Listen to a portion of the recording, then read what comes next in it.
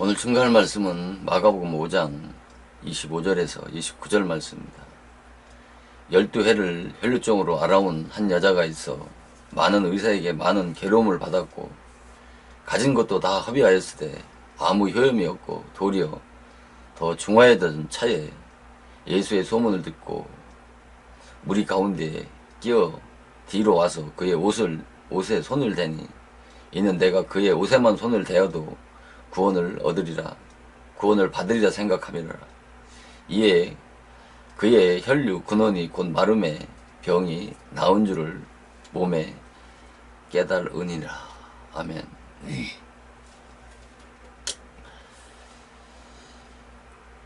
네, 지금까지 이 본문 말씀을 어떻게 말씀을 증거해 왔느냐면은 이 혈루증을 고치기 위해서 정신적으로 육체적으로 많은 고통과 괴로움을 받았을 뿐만 아니라 가진 재물까지 치료비에 허비하였는데도 불구하고 아무런 효험이 없어서 병이 중화해졌다고 이렇게 말씀을 하면서 이 혈류병 걸린 여자가 절망적인 상황에서 겸손히 주님 앞에 섰을 때 이 혈류병도 치료받고 구원도 받았다고 하는 것이 주석이나 그 설교자들의 메시지 내용입니다. 오늘날 실제로 이 본문 말씀과 같이 백약의 무효인 그 불치병으로 치료를 받다가 정말 정신적으로 육체적으로 고통을 받고 또 실제 많은 재산까지 잃어버리면서 치료를 받았지만 아무런 그런 효험이 없었던 차에 바로 예수를 만나가지고 그런 기적을 체험한 분들이 주위에서 흔하게 볼 수 있지 않습니까? 그러나 본문은 그런 내용을 말씀하시는 것이 아니고 이 본문은 율법을 모르면 바르게 해석되지 않는 것이 이 본문의 말씀인 것입니다. 그래서 이 본문 5장 26절을 보면은 많은 의사에게 많은 괴로움을 받았고 가진 것도 다 허비하였을 때 아무 효험이 없고 도리어 중화해졌다라고 이렇게 말씀하고 있는데 왜 이렇게 마가복음 5장 26절 말씀처럼 이 혈류병 걸린 여자가 이 같은 상태와 상황에 이르렀는지에 대해서 한번 말씀을 상고해 보려고 하는 것입니다.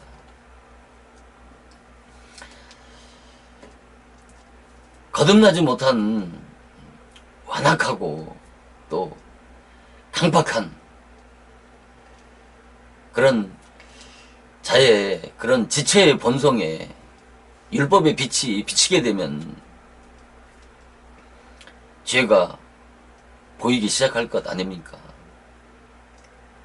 그러면 이 죄에 대해서 어떻게 해야 되겠습니까? 이 죄에 대항해서 싸워야 되겠습니까? 싸우지 말아야 되겠습니까?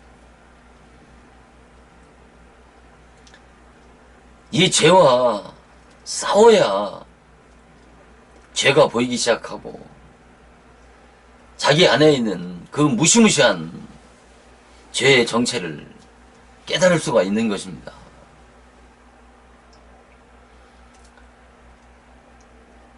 인간은 이 올라오는 정욕에 대항해서 싸우지 않게 되면은 양심과 지성이라고 하는 것은 점점 무뎌지고 무감각하게 되어져 있습니다. 되어지게 되어 있습니다. 그래서 그것을 그대로 좌시하게 되면 인간은 정욕과 친숙하게 되고 나중에는 그것이 부패 타락의 온상이 돼서 결국은 죄와 그리고 정욕의 노예가 되어질 수 있다는 것이죠. 죄와 싸워야 도덕성이 성장해서 양심이 밝아지게 되고 그래야 죄가 보이기 시작하는 겁니다. 그러나 죄와 대항해서 싸우지 않는 자는 양심이 무뎌져 가지고 이런 자는 온전한 빛을 찾지 않는다는 말입니다. 그러나 이 같은 죄에 대해서 자기 안에 있는 죄에 대항해서 싸우게 되면은 양심이라고 하는 것은 점점 민감해지게 되고 죄의식은 강화되어서 조그만 죄에도 민감하게 반응하면서 전에 죄로 인식되지 않았던 죄들이 보이기 시작하는 것입니다. 그렇게 되면 어떻게 하겠습니까? 죄가 많아지겠습니까? 죄가 줄어듭니까? 죄가 많아지겠습니까? 죄와 싸우게 되면은 양심이 밝아져서 점점 죄가 많아질 수밖에 없는 것이죠. 그래서 이것을 바로 율법이 죄를 많게 한다고 하는 말씀이 이를 두고 하는 말입니다.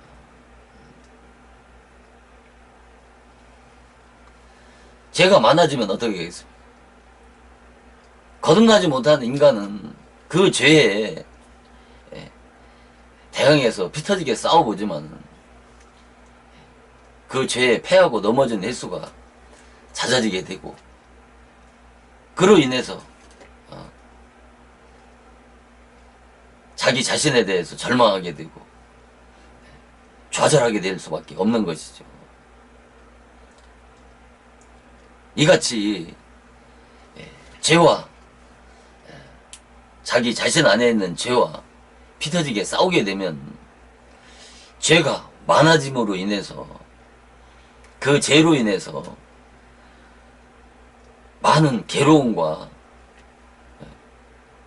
고통을 받게 되어지는 것을 바로 마가복음 5장 26절에 많은 의사에게 많은 괴로움을 받았다고 이렇게 말씀하는 겁니다. 여기서 말하는 의사는 육신의 질병을 고치는 그런 흰 가운 입은 의사를 말하는 것이 아니고 바로 율법을 말하는 것입니다. 여기서 의인화했으니까 율법의 종, 율법의 사명자를 말하는 겁니다. 그러니까 율법의 종이나 율법의 사명자는 바로 율법을 가지고 바로 그 율법으로 사명을 감당하기 때문에 바로 율법의 종이요, 율법의 사명자라고 그렇게 말씀하는 것입니다.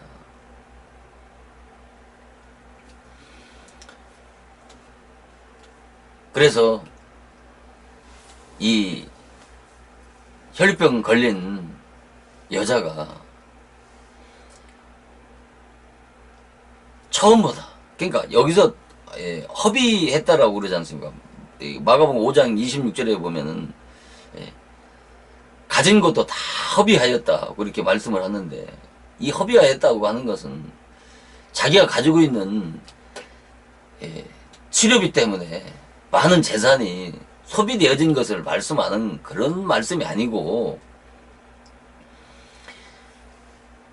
내가 율법적인 노력으로 율법의 행위로 애쓰고 힘써 봤지만은 결국은 그 율법의 한계를 깨닫게 되고 율법의 결국은 죽음이라고 하는 것을 깨닫게 되어진 것을 바로 허비했다라고 이렇게 말씀을 하는 거예요. 모든 노력, 율법 아래서 한 모든 노력과 애씀과 그 힘씀이 헛되다고 하는 것을 깨달은 것을 말하는 겁니다.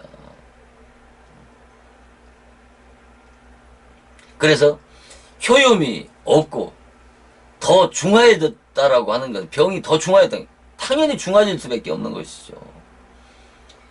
치료해서 육신적인 병도 질병도 치료가 되지 않으면 점점 병이 더 가중, 더 심한, 더 그 병이 더 가중되지 않습니까? 마찬가지로 죄 문제를 내 안에 있는 죄 문제가 해결되지 않으면 그 죄와 피 터지게 싸우면 싸울수록 율법을 통해서 자기 안에 있는 죄가 점점 더 심화되고 가중되어서 결국은 아무런 효염이 없고 영적인 질병이 더 중화해졌다라고 이렇게 고백을 할 수밖에 없는 것입니다. 그러니까.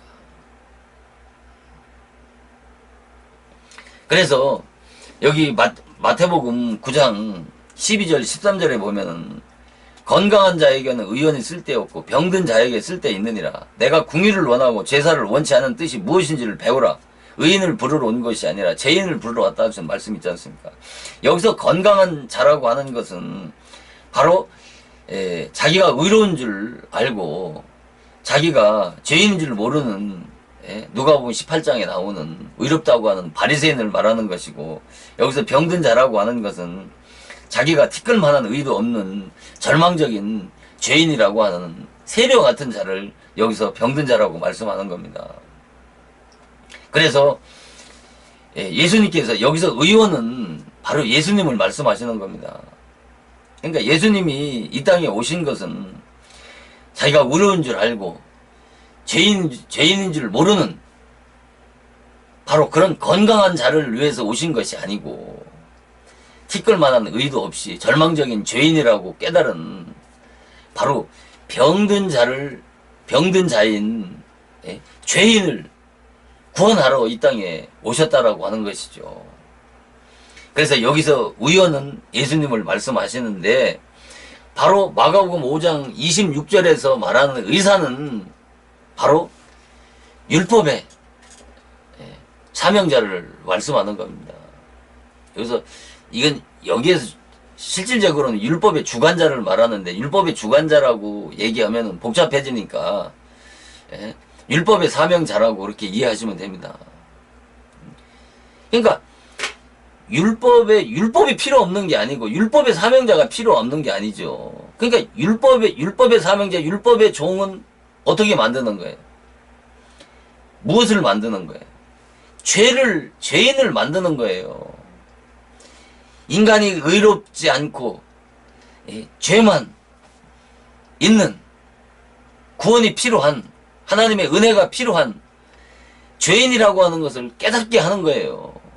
이 혈류병 걸린 여자처럼 그 율법을 통해서 많은 괴로움을 받고, 그 율법을 통해서 내가 의롭게 되보려고 애쓰고 힘써 봤지만 그것이 다 허사였고 아무 효험이 없었을 뿐만 아니라 오히려 그 영적인 병이 더 중화해졌다라고 하는 것을 깨달아야 바로 구원을 받을 수가 있는 것입니다. 율법이 필요 없는 게 아니라니까요. 율법을 지식적으로, 율법으로는 구원 받을 수 없으니까 예수 믿으면 구원을 받는다라고 가르쳐서 그렇게 배우는 사람하고, 이 12의 혈류증 걸린 여자처럼 그 율법을 통해서 많은 괴로움과 고통을 받아보고 그것이 아무런 효용과 효염이 없고 결국은 율법의 한계를 깨닫고 율법이 결국은 죽음이라고 하는 것을 깨달은 사람과 어떤 차이가 있겠습니까? 율법을 지식적으로 알아서 또 지식으로 나는 죄인이라고 하는 것을 고백하게 해서 나는 죄인으로소이다 고백하게 해서 영적 지도시켜서 구원받았다고 하는 사람과 정말 이 12의 혈류증에 걸린 여자와 같이 철저하게 율법의 요구 앞에 자기 자신을 정렬하게 보고 율법으로는 절대 구원받을 수 없는 율법은 죽이는 법이고 살리는 법이 아니라고 하는 그 율법을 깨달은 사람과 율법을 지식적으로 배워서 아는 사람과 어떤 차이가 있겠습니까? 어떤 사람이 구원을 받은 사람이에요?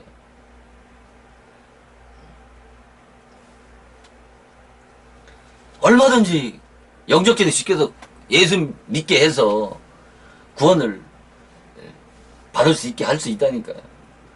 그건 기독교의 구원이 아니라니까요. 기독 중세시대 때 면죄부를 팔아가지고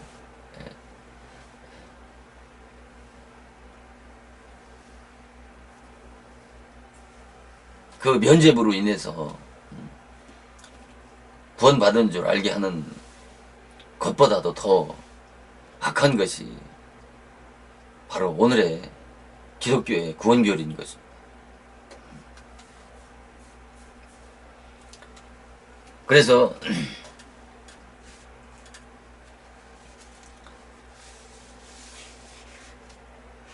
여기 이 사마리아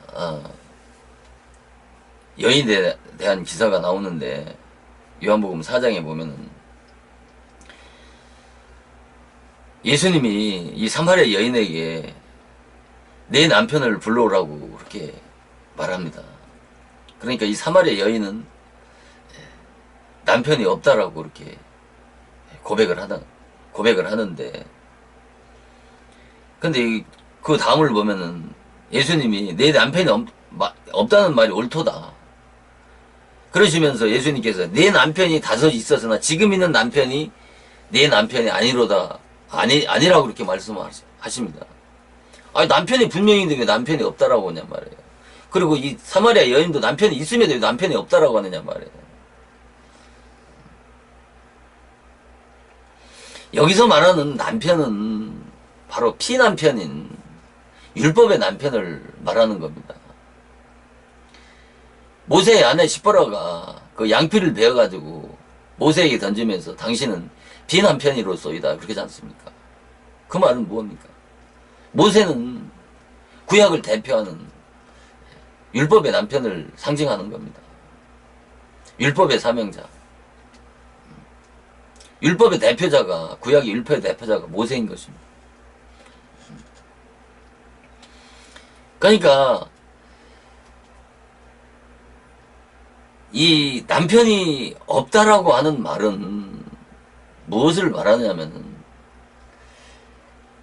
이 12의 혈류증 걸린 여자처럼 자기 자신이 죄 문제로 이 죄 문제를 피남편인 이 율법의 남편으로부터 해결받을 수 없다는 것을 그 깨달은 고백이 바로 남편이 있는데도 남편이 없다라고 고백을 하는 겁니다. 이 고백은 예수를 믿는 사람은 이 고백을 해야 된다니까. 이 고백을 한 자가 구원을 받을 수 있다니까요.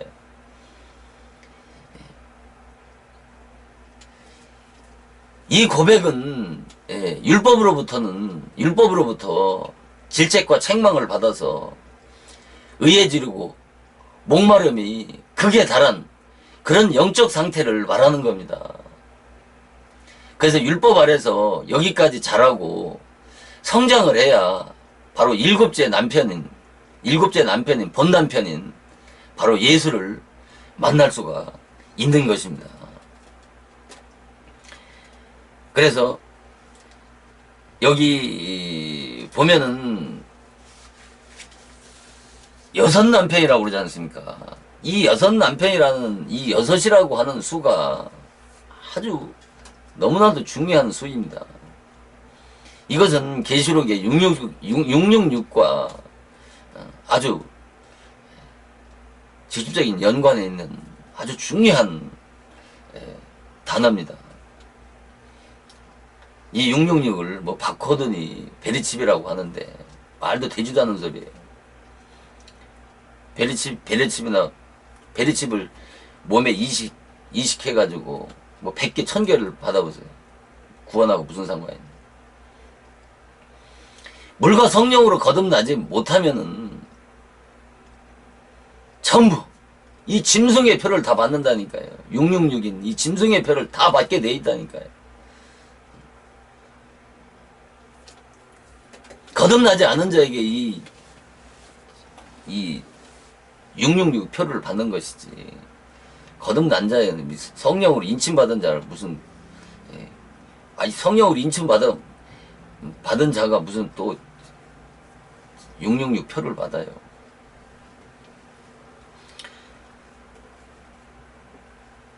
그러니까 여기 6이라고 하는 숫자는 바로 율법 아래에서 죄가 꽉 찬 수고, 율법 아래에서 죄가 꽉 찼다고 하는 것은 뭐예요?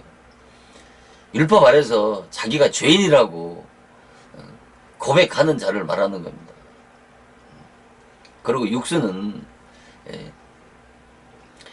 일하는 수고,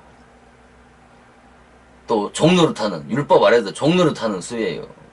일하는 수라고 하는 것은 예수님께서 6일 동안 일하시고 7일째 안식하셨지 않습니까? 일한다고 하는 것은 율법 아래서 내가 율법의 행위로 의롭게 되려고 죄와 싸우는 것을 율법 아래서 일하는 것이라고 이렇게 말하는 것입니다. 그러니까. 그래서 6일 기간 동안 복음을 받을 수 있도록 준비된 자가 7일째 복음으로 거듭나야 하나님의 자녀가 돼서 바로 안식의 쉼을 바로 누리는 것입니다. 그래서 솔로몬의 다윗의 아들이 7인데 이 6은 바로 율법의 씨라고 그러면은 밧세바를 통해서 낳은 이 솔로몬은 바로 의의 씨요 복음의 씨인 것입니다. 7째 밧세바가 낳은 이 솔로몬 7째는 바로 의의 씨 복음의 씨고 나머지 6은 율법의 씨를 상징하는 것입니다. 그래서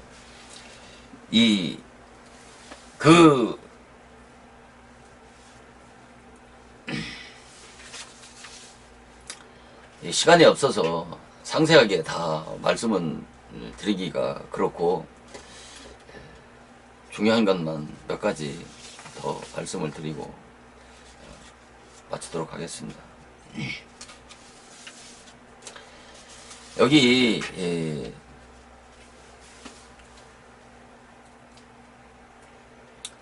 마가복음 5장 27절에서 예수의 소문을 듣고 무리 가운데 끼어 뒤로 와서 그의 옷을 대니 28절에 이는 내가 그의 옷에만 손을 대어도 구원을 받으리라 생각함이라 이렇게 말씀하셨는데 여기서 이 번역은 개역 개정의 번역이고 이 여자가 무리 가운데 섞여는 개역 성경의 번역입니다. 그래서 무리 가운데 섞였다라고 하는 번역이 더 잘 되어 있는 번역입니다. 본문 내용으로 봐서는 이 무리 가운데 섞여 있다는 말은 아주 중요한 말씀입니다. 그러니까 무리 가운데 많은 무리들이 예수 앞에 나왔지만은 그들이 왜 구원을 받지 못했습니까? 왜 이 혈류병 걸린 여자만 구원을 받은 겁니다. 그들이 예수 앞에 나온 목적은 분명히 어떠한 목적이 있어서 나왔는데 그들은 구원을 받지 못하고 이 혈류병 걸린 여자만 구원을 받은 것은 바로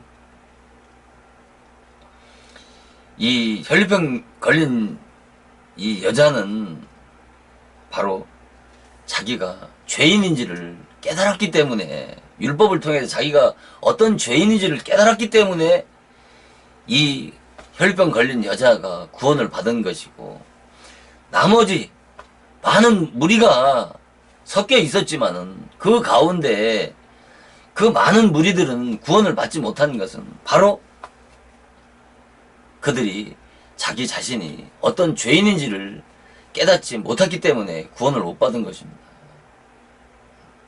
자기가 아직도 의로운 줄 알고 건강한 줄 아는 자들은 구원을 받을 수가 없다니까요.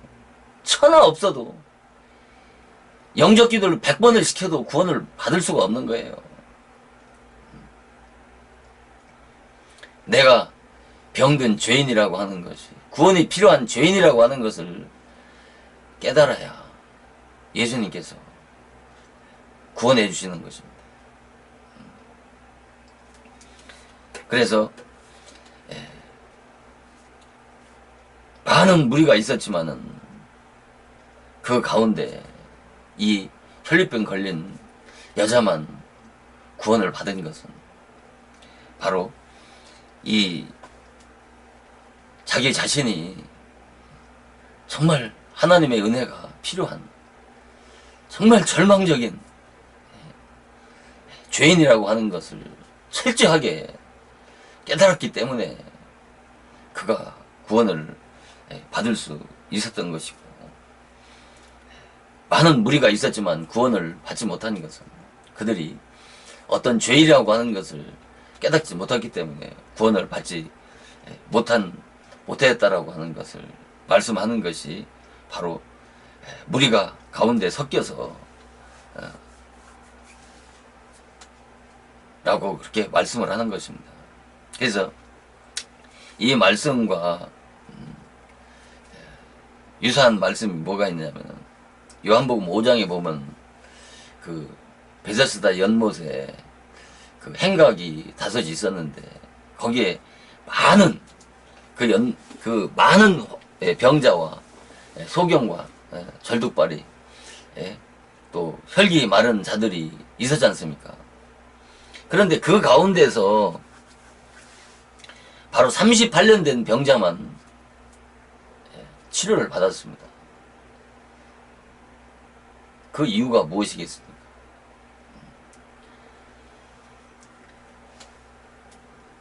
바로 그 이유가 그 예수님과 38년 된 병자와의 대화에서 그 이유가 나와 있는데, 물이 동할 때 나를 못에 넣어줄 자가 없다고 이렇게 예수님에게 그 38년 된 병자가 말을 하고 있는데, 이것은 무슨 뜻일까요?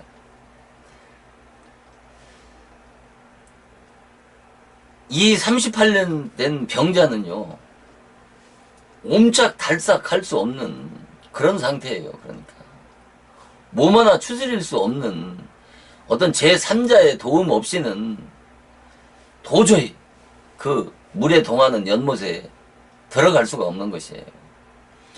그러나 다른 사람들은 그래도 자기들이 몸을 움직여서 그 연못에 들어갈 수 있을 수 있기 때문에 그들은 소망을 가지고 그 연못에 있는 것이죠. 그러니까. 그런데 그 많은 병자들이 있는데 왜 이 38년 된 병자만 고쳐주셨냐 말이죠. 예수님은 사랑의 하나님이신데 그들이 그 병을 낫기 위해서 집을 떠나가지고 거기서 그 행각에서 베데스다 연못에서 상주하고 오늘이나 치료받을까 내일이나 치료받을까 하고 있는 그들을 다 치료해 주시지 왜 베데스다 연못에 38년 된 병자만 치료를 해 주셨냔 말입니다.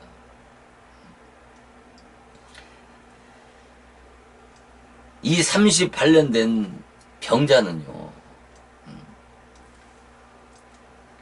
자기가 자기의 힘으로는 자기의 노력으로는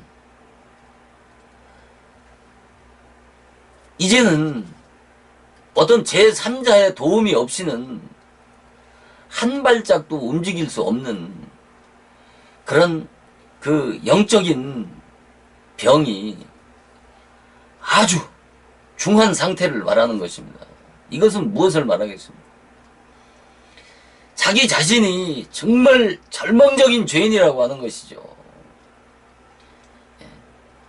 그러나 나머지 병자들은 아직도 내가 무엇인가 할 수 있다라고 하는, 아직도 내가 좀 의롭다라고 하는 자들, 아직 내가 노력하면 무엇인가 이 병을 고칠 수 있다라고 그런 희망과 소망을 가진 자들에게는 예수님이 이들을 구원을 시킬 수가 없다니까요. 이 율법에 대해서, 율법 앞에 내가 죽지 않으면 다시 예수의 새 생명으로 살릴 수가 없다니까요. 내가 아직도 뭔가 의롭다라고 한다라면은 내가 뭔가 아직도 자존심이 있고 체면이 있고 뭔가 인간적인 무엇을 할 수 있다라고 하는 사람에게는 그리스도의 새 생명으로 거듭날 수 있고 거듭날 수 없고 구원받을 수 없다는 것이죠. 내 자존심, 내 체면, 나라고 하는 고집, 모든 육신적인 그런 육신의 생각들이 다 죽고 포기돼야 된다니까요. 그래야 하나님의 구원의 은혜를 입을 수가 있는 것입니다. 상식적으로 생각해 보세요. 내 의가 20%고 하나님의 은혜가 80%라면 그것은 다른 복음이 되는 것입니다. 기독교라고 하는 것은 조건이라고 하는 수식어가 붙을 수 없다는 말이에요. 그래서 그런 거죠. 값없이 거저 은혜로 구원을 받는다는 말이 바로 이 때문인 것입니다. 기독교의 구원은 무에서 유를 창조하는 것입니다. 어떤 물리적인 창조를 말씀하는 게 아니고 하나님의 영적 창조는 무, 아무것도 없는 상태에서 하나님의 새 창조의 역사는, 구원의 역사는 거기에서부터 시작된다니까. 하나님의 일은, 하나님의 사역은, 하나님의 일하심은 바로 무에서 시작된다니까. 그 전까지는 율법의 사역이 필요한 것입니다. 율법의 사역이. 이 율법이라고 하는 것이 얼마나 기가 막힌 말씀인데, 이 율법을 무시하고 율법 없이는, 율법 없어도 구원을 받을 수 있다라고 하는 오늘의 이 기독교에 편만하게 퍼져 있는 이 잘못된 기독교의 신앙이 오늘의 기독교를 이렇게 부패하게 만들고 썩게 만드는 원흉이라니까요.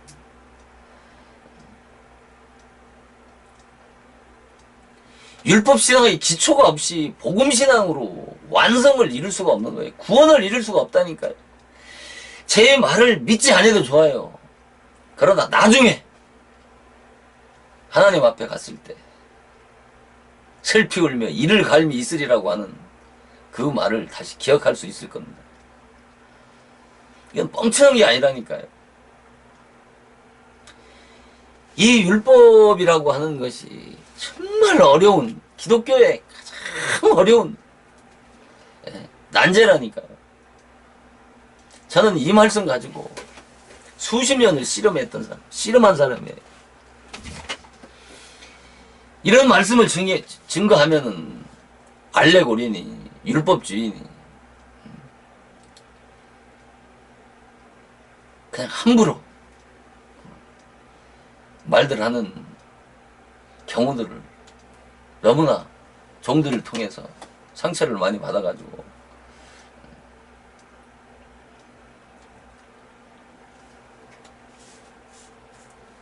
기독교의 구원을 보세요. 기독교의 구원이 진리를 이런 것이 진리라고 하는 기독교의 진리라고 하는 거죠. 성경 한 구절이라도 바르게 해석해서 바르게 풀어서 양무리들에게 가리키는 것이 그것이 바로 올바른 진리의 신앙이라니까.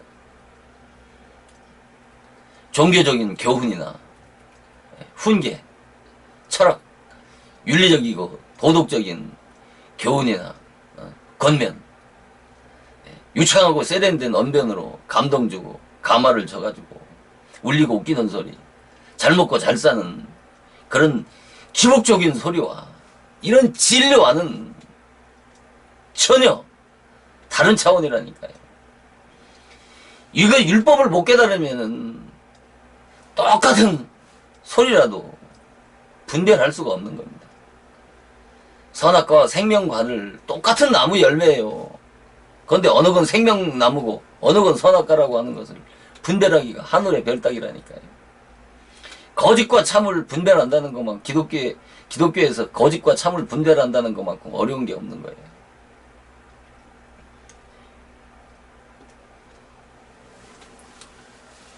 목사는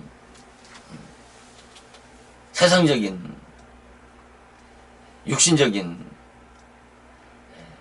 것이 좀 부족하더라도 이 성경을 바로 알지 못하면 목회자의 자격이 없는 겁니다. 어떻게 성경을 모르고 양무리들을 그 영혼들을 바르게 양육할 수 있겠습니까?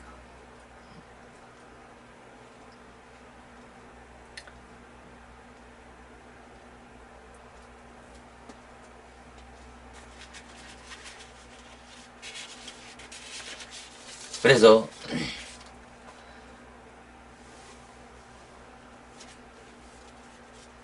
여기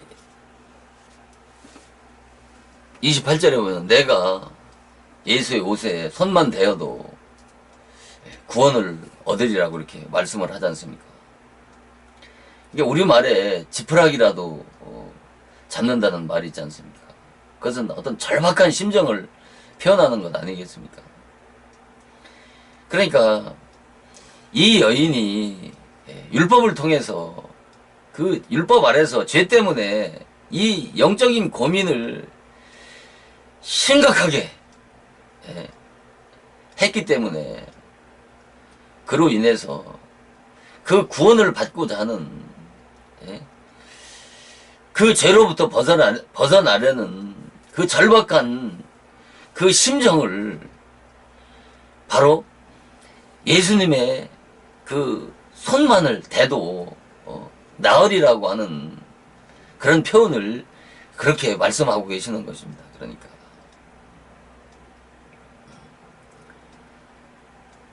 그래서 이 혈루증 걸린 그 여인처럼 율법 아래서 죄로 인한 그런 지옥의 고통을 체험해 봐야 바로 죄로부터 구원을 받고자 하는 간절한 소원과 갈망을 가지고 있는 자를 기독교에서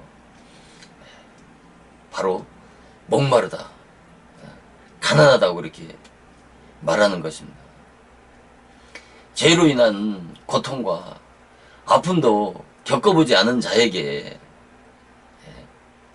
기독교의 복음은 울리는 괭과리요 소리나는 구리가 될 뿐이라는 것이죠.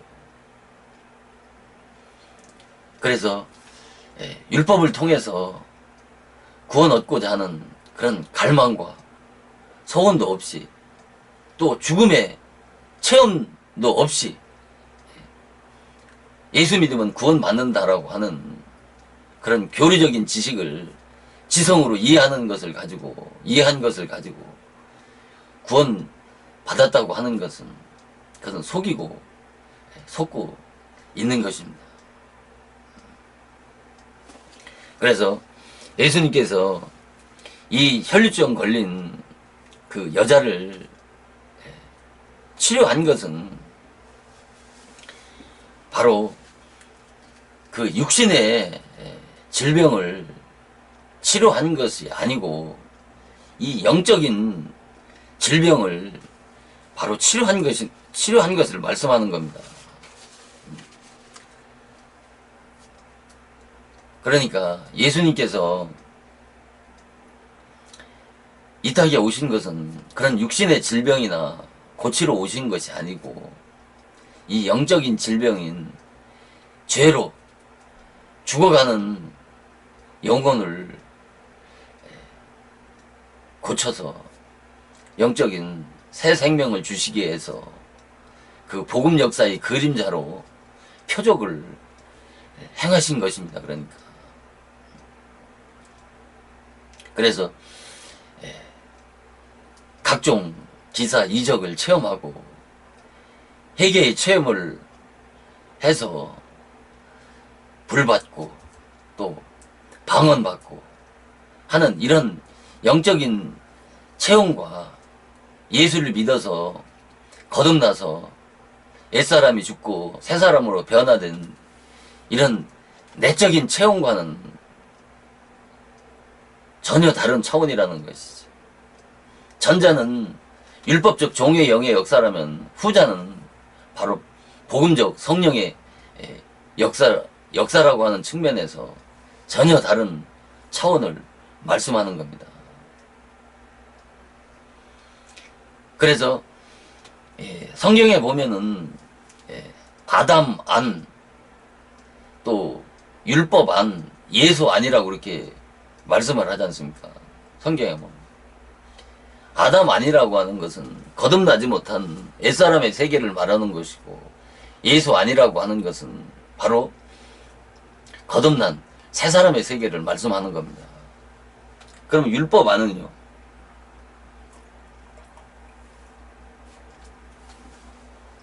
율법 안은 율법 아래서, 율법 신앙 아래서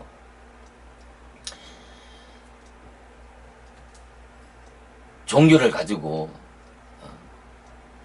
율법으로 하나님을 섬기는 세계를 바로 율법의 세계, 율법 안, 율법 신앙 영역이라고 이렇게 말씀을 하는 겁니다.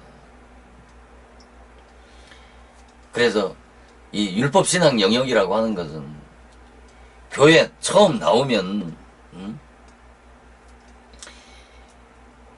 인간이 거듭나서 하나님의 자녀로 신앙생활을 시작하는 것이 아니고 먼저 율법 아래서 율법 교훈의 젖을 먹고 죄를 깨닫고 회개해서 지정의 도덕성이 성장하고 무릎 익어야 바로 율법신앙의 끝자락까지 성장해서 복음을 수용할 수 있는 준비가 되어져야 복음으로 거듭나서 하나님의 자녀가 되어지기 때문에 이 율법신앙이라고 하는 것은 교회에 나와가지고 신앙생활하는 기독교의 기초이기 때문에 너무나도 중요한 신앙의 한 과정을 말씀하는 겁니다.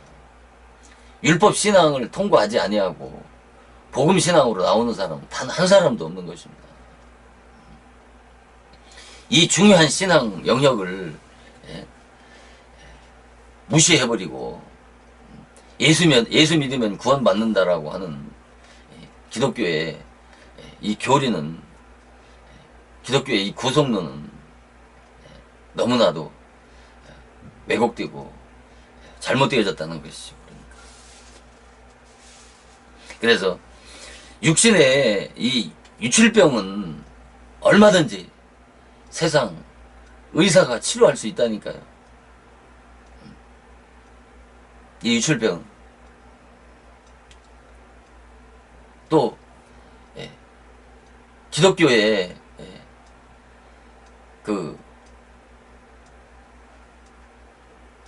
기독교에서도 얼마든지 치료할 수 있다니까요. 이런 육신적인 병은 이방 종교에서도 얼마든지 고칠 수 있다니까요. 율법적 기독교계에서도 얼마든지 고칠 수 있는 병이에요. 그러나 이 영적인 병인 바로 이 죄의 문제는 세상 의사도 이방 종교도 율법적인 기독교도 고칠 수가 없는 것입니다. 오직 예수 만나야 고칠 수 있는 병인 것입니다. 이 유출병은 여자들이 생리가 임신하면 어떻게 해요? 그 생리가 멈추지 않습니까? 그렇듯이 이 유출병도 남편으로부터 생명을 받으면 그 생리가 멈추던 것처럼 바로 하나님으로부터 새 생명을 받고 거듭나면 자동으로 이 영적인 육출병이 치료되어지는 것입니다. 새 생명을 받아서 그 새 생명이 잉태하게 되면 그 유출병은 자동으로 깨끗이 해결되어지고 치료되어지는 것입니다. 그래서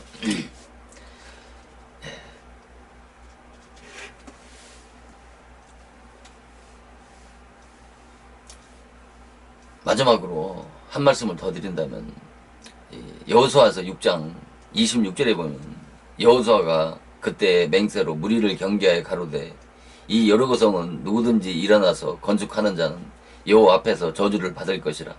그 기초를 쌓을 때 장자를 잃을 것이요 문을 세울 때 그 계좌를 잃으리라고 말씀을 했는데, 이 말씀은 우리가 잘 아는 그 여호수아에서 6장에서 그 철옹성과 같은 여리고성이 함락되고 나서 그 여호수아가 이스라엘 백성들에게 한 말씀이 바로 여호수아 6장 26절 말씀입니다.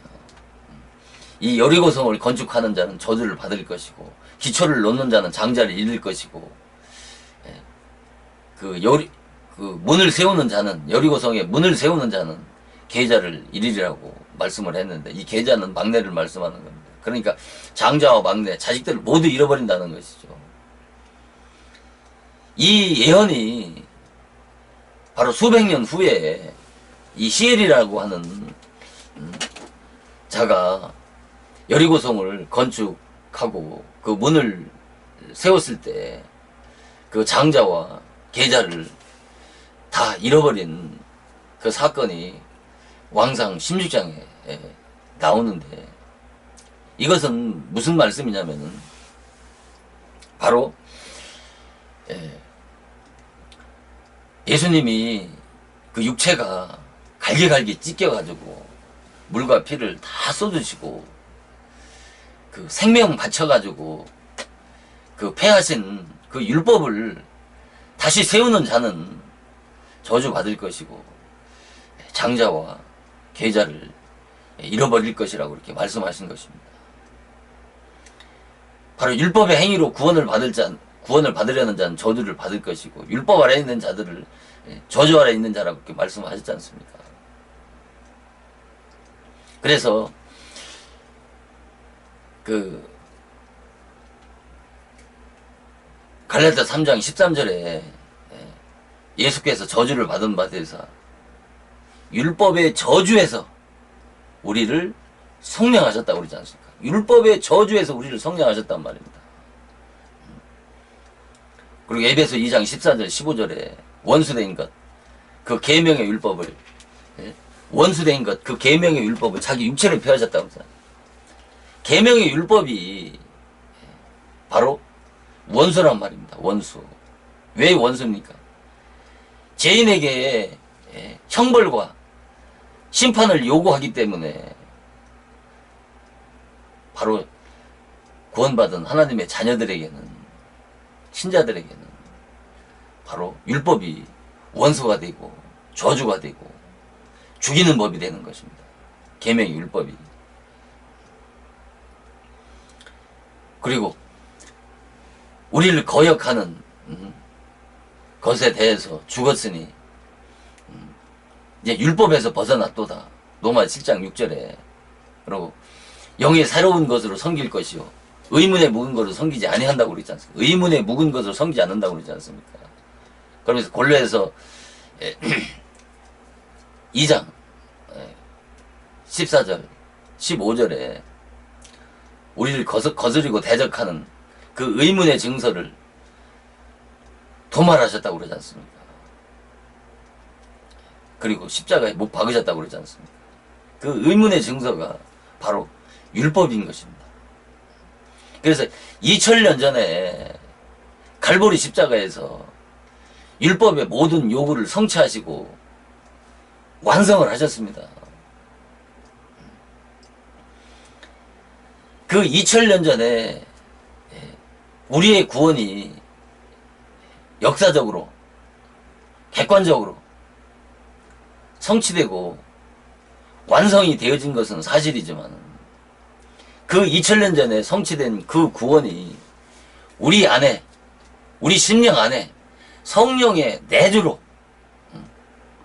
바로 주관적으로 완성이 되어지는 것입니다. 그래서 십자가와 부활은 역사적인 사실로만 끝나는 것이 아니고 그 역사적인 사실이 우리 안에서 현재적 사실로 체험되어야 되는 겁니다. 그래서 로마서 6장 6절에 옛사람이 예수와 함께 십자가에 못 박혔나니 제 몸이 멸하여 다시는 제 종노릇하지 않게 하려 함이라 하고 하신 이 로마서 6장 6절 말씀은 예수 그리스도의 구속을 믿을 때 그의 죽으심과 합한 것이고 그의 죽으심 안에서 옛사람이 죽었다고 깨달은 자가 거듭난 자고 구원받은 자고 바로 애굽의 바로의 학장과 채찍에서 해방받은 자고 사망에서 생명으로 옮김 받은 자가 바로 하나님의 자녀인 것입니다. 이 사실을 믿을 때 바로 우리 안에 성령이 내주하시는 것이고 성령이 내주하실 때 바로 믿음이 오는 것입니다. 그래서 갈라디아서 3장 23절에는 믿음이 온 후로는 율법 아래 있지 아니하니 율법 아래 있지 아니하나니 계시의 믿음의 때까지 갇혔느니라. 바로 이 믿음은 지금 제가 말씀드린 이와 같은 믿음은 내 의지로 소유할 수 있는 믿음이 아니고 위로부터 오는 믿음이라니까요. 믿음이 온 후로는 율법으로 매인바 되지 않고 계시의 믿음의 때까지 갇혔느니라. 믿음이 온 후로는 율법 아래 매인바 되지 않는다. 이 믿음이 오기 전에는 이 계시의 믿음이라는 거예요. 이 계시의 믿음은 바로 하나님이 열어 보여주시는 믿음이고 하나님이 주시는 믿음이라니까요. 율법의 믿음하고는 전혀 다른 차원이란 말입니다. 이 계시의 믿음이 우리 안에 오기 전까지는 목사고 장로고 권사고 집사고 한국교회에 유명하다고 하는 어떤 그 누구라도 다 율법 아래 있는 것입니다. 큰 교회 목사라고 그래서 율법 아래 더 자유로운 것이 아니고 바로 이 믿음을 소유한 자만이 바로 복음의 종이고 새 언약의 종인 것입니다. 그래서 베드로후서 1장 1절에 예수 그리스도의 의를 힘입어서 동일하게 보배로운 믿음을 받은 자들에게 편지하노니 라고 말씀을 하고 있잖아요. 바로 동일하게 보배로운 믿음, 바로 이 계시의 믿음이 보배로운 믿음인 것입니다. 하나님이 주시는 믿음이, 성령과 함께 주시는 믿음이 바로 계시의 믿음이고 이것이 보배로운 믿음인 것입니다. 그래서 사도 바울은 고린도 후서 1장 15절인가에서 보면은 말로 다 할 수 없는 은사로 인하여 기뻐한다고 그런 말씀이 있는데 정확한 구절을 제가 인용을 못하겠습니다만 말로 다 할 수 없는 은사라고 하는 것이 바로 이 믿음을 말씀하는 겁니다. 은사는 로마서 6장 23절에 은사는 뭐라고 그랬어요? 은사는 영생이라고 그랬단 말입니다. 그 영생을 가져다 주는 것이 바로 이 계시의 믿음인 것입니다. 하나님이 주시는 믿음인 것입니다. 이 믿음을 받은 자가 구원을 받은 자고 복음의 종이고 참 종이고 이 믿음을 받지 못한 자는 영적으로 다 거짓 선지자인 것입니다. 그래서 잠언서 27장 7절에 보면은 배부른 자는 꿀이라도 싫어하고 줄인 자에게는 쓴 것이라도 다니라. 배부른 자가 누굽니까? 꿀이라도 싫어하고 줄인 자에게는 쓴 것이라도 다니라고 그랬습니다. 배부른 자는 내가 어떤 죄인인지를 모르는 자라니까요. 세리와 같은 자들이라, 바리새인들과 같은 자들이란 말입니다. 이 줄인 자는 뭐예요? 줄인 자는 쓴 것이라다. 이거 배부른 자는 꿀이라도 싫어하는, 꿀은 바로 복음을 상징하는 것이고, 줄인 자에게는 쓴 것이라도 달다고 한 것은, 이 줄인 자라고 하는 것은, 지금 말씀드렸던, 누구야?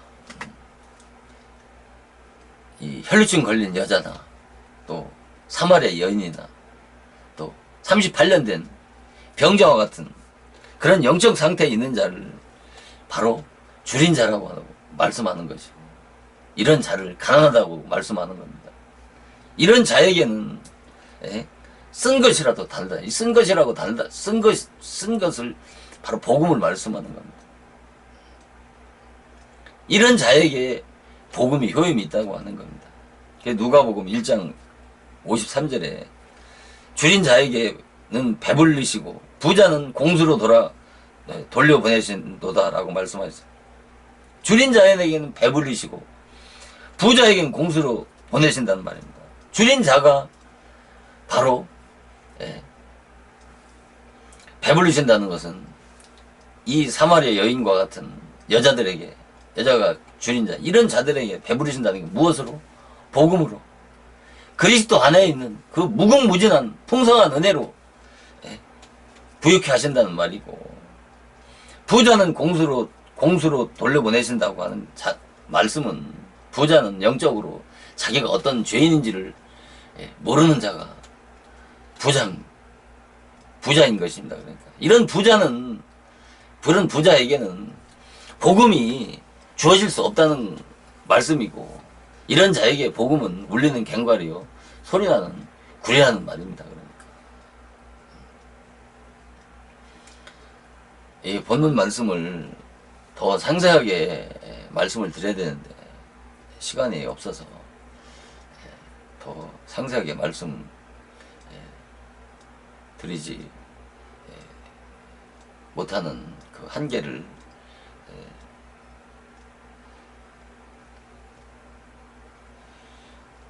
말씀을 드리면서 오늘은 여기까지 말씀을 마치도록 하겠습니다. 감사합니다.